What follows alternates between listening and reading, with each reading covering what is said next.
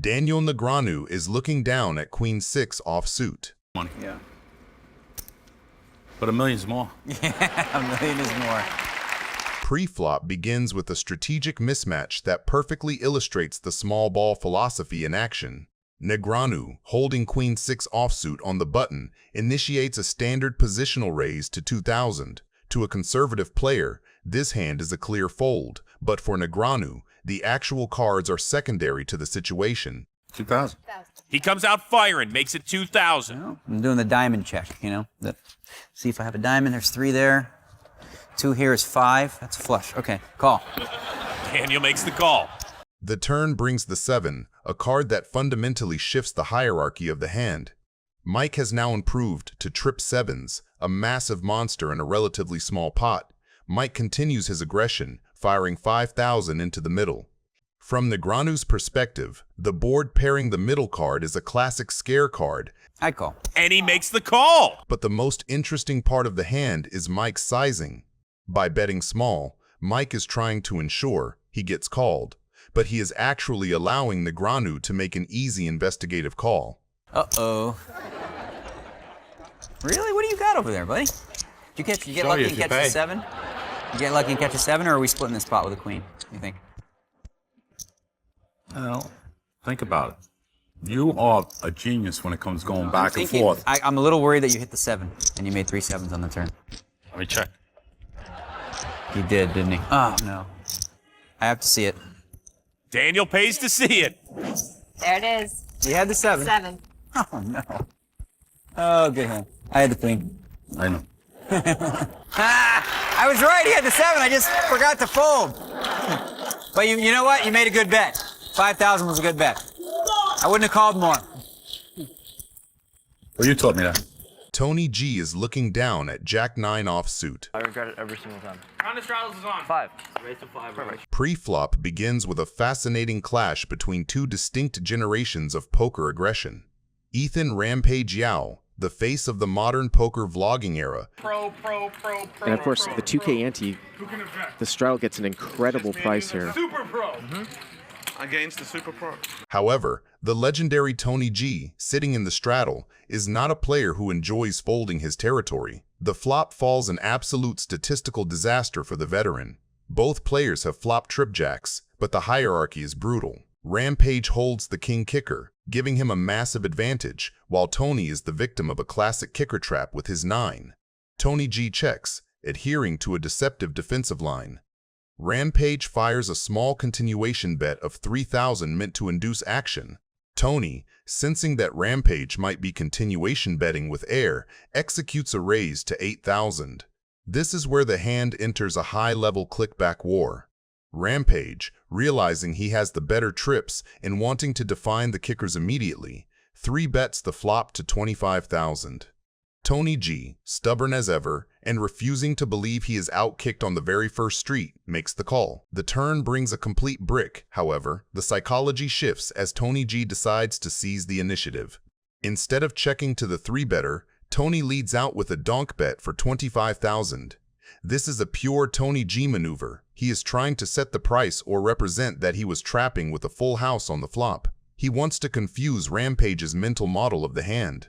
The river is the queen, a card that puts a potential straight in play, but doesn't change the fact that both players hold trips. Tony G, having led the turn and been called, suddenly hits the brakes and checks. This is the moment Rampage has been waiting for. He realizes that Tony is likely in bluff catch mode and decides to go for maximum value. He fires a massive overbet of 110,000. Ace king again. He is putting Tony G to the ultimate test, asking him if his tripjacks are worth a 6-figure investment. Tony G goes into the tank, his ego battling his logic. He has called every street and led the turn, and now facing a massive river bet, he talks himself into the idea that Rampage is at it with a missed straight draw or a weaker jack. What's your ace king? I raise 5 pre. Queen.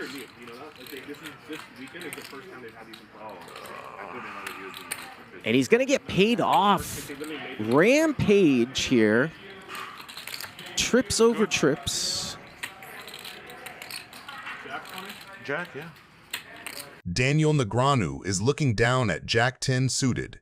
Pre-flop begins with a spectacular collision of three of the most recognizable icons in poker history. All right, let's go 24. We're gonna play poker now, and we're just sitting out and watching from the sidelines, right? That's not your Can't style. win. Eventually, I mean, I was trying it, the tight thing. Phil Ivey, sitting in position with Ace-King offsuit, decides that the price of admission must be higher. All right. It's a party. However, Antonio is waiting in the wings with pocket eights. Rather than four-betting and risking a fold from his opponents, he chooses to flat call. Negreanu, getting an excellent price and closing the action, makes the call. The flop falls a statistical miracle for Negreanu. He has flopped trip tens, giving him a near stranglehold on the hand. After Ivey checks his missed overcards, Antonio decides to seize the betting lead. He fires a bet of 104,000. This is a probing bet designed to define where he stands. Negreanu, holding the monster, executes a textbook slow play. He simply smooth calls, wanting to keep both Ivey and Antonio in the pot with their bluffs or second-best hands. Ivey, recognizing that he is crushed, wisely finds the fold. You got a lot of ideas in your head over there, huh? He's always got ideas. The turn brings the king, a card that is heavy with psychological weight. It is a scare card that connects with Ivey's folded range, but it also provides Antonio with a new narrative to represent. Antonio, undeterred by Negreanu's flop call, fires a second barrel of 204,000. He is telling a story that he has flopped a set of sixes or has turned a pair of kings. In reality, he is turning his pocket eights into a massive semi-bluff. Where did my money go? Negreanu, still sitting on the effective nuts, refuses to budge, perfectly playing the role of a player who is suspicious but actually has the board locked. By not raising, Negreanu allows Antonio to keep the aggression going. The river is the 5. Get in that cage. A complete brick that changes absolutely nothing regarding hand hierarchy. Antonio, having fired 2 massive shells and being met with 2 stubborn calls, finally hits the brakes. He checks, likely realizing that Negreanu is not folding whatever he has. I'll put this over here, right? And then all in. All you can eat. 255. 200. No. It's actually 475. Wait a minute. I thought I had... Okay, never mind. That's so stupid. I do that all the time. I thought I had 275 left. 3, 2, fold. You know, Phil knows when this comes out. When what comes out? Oh, the value card. Phil knows I never leave home without a 10. You know, anytime Phil's in a pot, I got a 10. Tony G is looking down at Ace-King offsuit. I promise you I was qualified. Tony re-raises. That's enough, right? Because if I miss the flop, I fold. I promise. Pre-flop begins with a layered confrontation that illustrates the aggressive posturing common in high-stakes professional games. Oh, you've got position, Tony. How come you raise it? See the small blind? I've defended this 3 times in a row with a re-raise. I've been consistent. Protecting the loose cannon. The flop falls, a texture that creates an immediate and dangerous hierarchy. Tony G has flopped top pair, top kicker with his ace-king, the absolute dream scenario for his pre-flop aggression. Hachem has also hit top pair. The ace from space has arrived.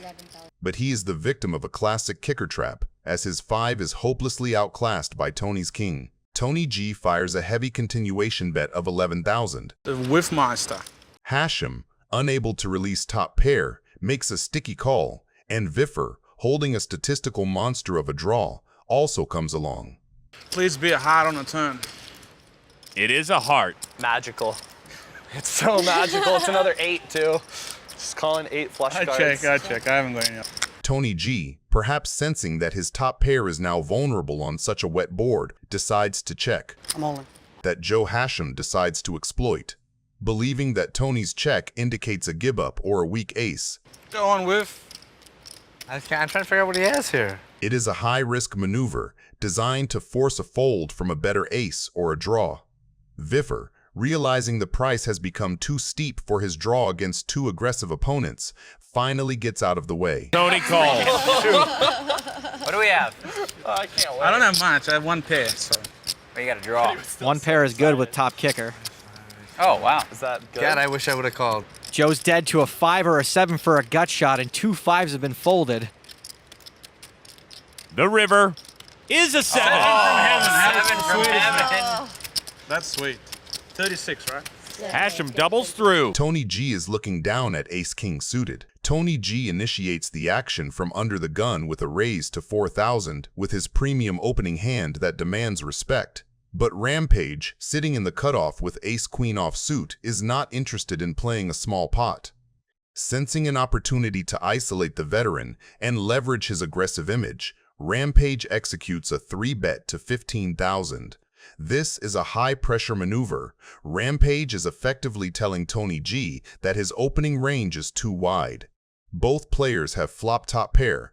Rampage fires a small continuation bet of 8,000, a standard sizing designed to extract value from draws or smaller pairs. This is where Tony G decided to spring the trap early. He executes a powerful check raise to 30,000.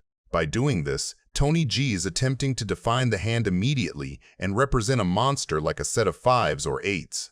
The turn brings the 2, a card that significantly increases the psychological tension. Tony G, having seized the initiative on the flop, stays relentless and fires a second barrel of 50,000. He is telling a story of absolute dominance, daring Rampage to believe that his ace-queen is still the best hand. The river is the 8, pairing the board. This card is deceptive, but mostly it just reinforces the strength of an ace. Ace queen? It's a good hand. Bro, what are you doing for Rampage? I just love to play against the pros. His reputation as being a good poker player. It's a very fragile rep. I qualified. He's losing to Lithuanian Ace queen, and he put me on a flush draw. I mean, right? You put me on a flush draw, it's normal. Sometimes, you know what they say, Rampage? You know what they say? No longer fun when the bunny's got the gun, right? With playing with bunnies. But enjoy. I might dish it off soon. Tony G is looking down at ace-jack offsuit. Pre-flop begins with a strategic collision between the brash, high-pressure style of Tony G and the calculated, clinical approach of Scott Seiver. Too easy. The flop falls a total monochrome nightmare. Tony G holds 40% equity and decides to maintain his aggressive narrative. He leads out for 3,000. Seiver, realizing that the board is dangerously wet and that he needs to protect his hand against the infinite draws, executes a powerful raise to 11,000. He is telling Tony that the small ball era of the hand is over. This is the strategic pivot point where the hand enters the stratosphere. I'm all in. Scott's all in. Tony calls. Run it once again, or? Yeah. Okay. He has 2 pair. He has the straight. The straight for sure. Tony, you have a straight. No. You have a straight. This is, again, a too many outs syndrome. I wish he just had ace-jack no club, but then I'd be in trouble. Ace-jack with a club, though? Too many outs. Scott and his friends contend that too many outs can actually hurt you. Kind of like how when you have kings, there's a 90% chance an ace will hit. Jack on the turn. Okay, now it could be an ace, jack, 10. Like I said, this is way too many outs syndrome. Way too many outs. This would be sick if you don't hit this. I'll be really annoyed, too. The river, a brick. Unreal. Well done. You never win any hand. No. Crazy. That's it. Sorry, Tony. Well done, Todd. Tony G is looking down at pocket 3s. Pre-flop begins with a strategic alignment that sets the stage for a spectacular 3-way collision. Harlow initiates the action with a standard opening to 1,400 holding pocket jacks. In most scenarios, this is a dominant hand, but the table dynamic is loose and speculative. Tony G decides to flat call. This is a classic set mining maneuver. Tony is banking on the deep stacks and his ability to hide the strength of a small pair if he connects. The flop falls an absolute tactical explosion. This texture acts as a total trap door for all 3 players. Tony G thinks he has struck absolute gold, flopping bottom set of 3s, but Mercier has flopped the nut straight. Harlow, meanwhile, holds an overpair to the board with his pocket jacks. After Mercier checks his draw, Harlow fires a continuation bet of 4,000. He is betting for value and protection, but he is walking into a psychological minefield. One thing we're lacking is action.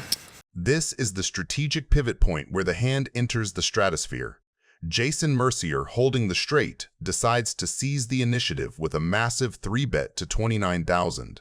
By doing this, Mercier is effectively representing a straight or a set of fours.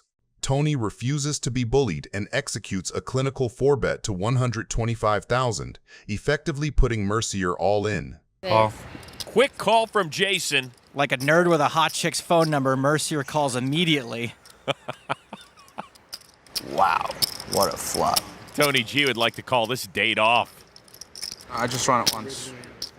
They're going to run it once. Nearly 250 grand in the middle. Better for the TV viewer. Good luck, boys. Tony will need the board to pair. It doesn't on the turn. 8 of spades. I want to feel his heart rate, Jason. Feel mine. Yours, we're not, whatever, Yours is gonna ding, ding, ding. His is like ding, ding. Close your eyes, kid. You'll know by the reaction. The river. The 6 of clubs. And Jason Mercier doubles up to 237 grand. 2 flops and been all in both times.